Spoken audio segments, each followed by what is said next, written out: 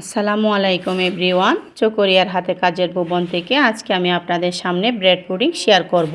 Pudding তৈরি করতে গেলে যাদের পুডিংটা পেটে যায় বা পারফেক্টলি তৈরি করতে পারেন না, তারা কিন্তু এভাবে ব্রেড পুডিং তৈরি করতে পারবেন। ব্রেড পুডিংটা পেটে যাবে না আর একদম সফট ও স্মুথ হবে। খেতেও কিন্তু এই পুডিং অনেক বেশি টেস্টি হয়। একদম সহজ রেসিপিতে করার চেষ্টা করব। আশা করছি আমার আজকের রেসিপি আপনাদের কাছে ভালো লাগবে। ভালো লাগলে আমার পেজে লাইক কমেন্ট করে চ্যানেলটি সাবস্ক্রাইব করবেন আর বেল বাটনটি অন করে রাখবেন। প্রথমে পুডিংটার জন্য ক্যারামেলটা তৈরি করে নিব।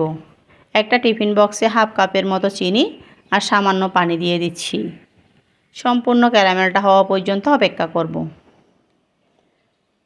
ক্যারামেলটা হয়ে এলে ঠান্ডা হওয়া পর্যন্ত সাইডে রেখে দিচ্ছি। আমি এখানে 4 পিস ব্রেড নিয়েছি। এবার এই ব্রেডগুলোকে ছোট ছোট টুকরো করে কেটে নিয়েছি। আমি ব্রেডের চারপাশে ব্রাউন অংশ নিয়ে নিলাম। আপনারা চাইলে কিন্তু বাদও দিতে পারেন।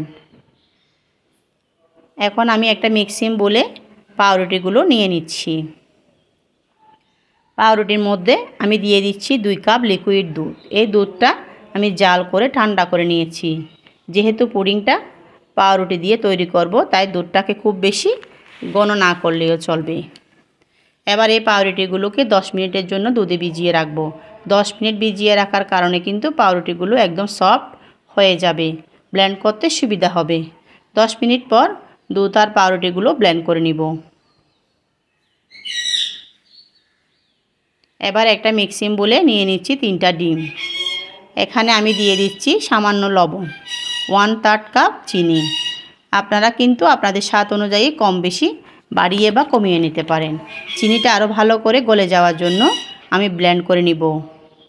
ডিমটাও ব্লেন্ড করে নিয়েছি।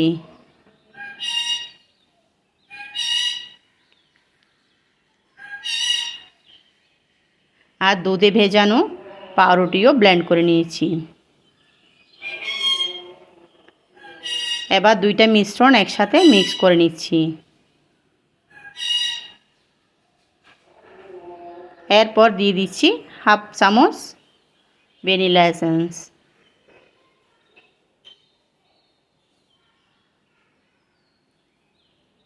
এখন মিশ্রণগুলো ভালোভাবে মিশিয়ে নিচ্ছি। দেখতেই পাচ্ছেন ক্যারামেলগুলো ঠান্ডা হওয়ার পর কি সুন্দর সেট হয়ে গেছে। এবার মিশ্রণটি ক্যারামেলের উপর ঢেলে দিব।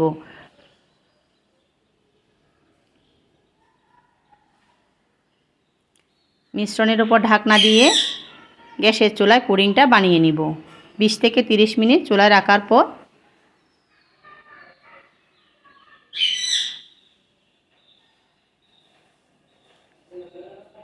নামিয়ে পুডিং একটা টুথপিক দিয়ে চেক করে নিচ্ছি।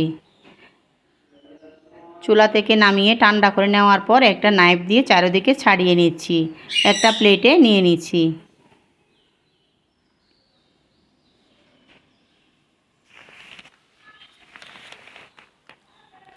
মাশাআল্লাহ,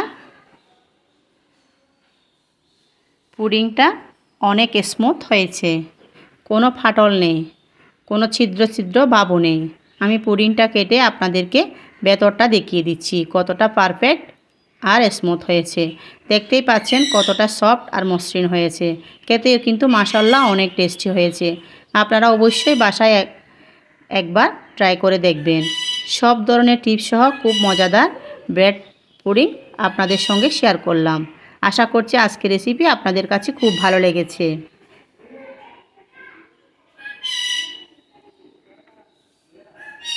এতক্ষণ আমার সাথে থাকার জন্য সবাইকে অসংখ্য অসংখ্য ধন্যবাদ।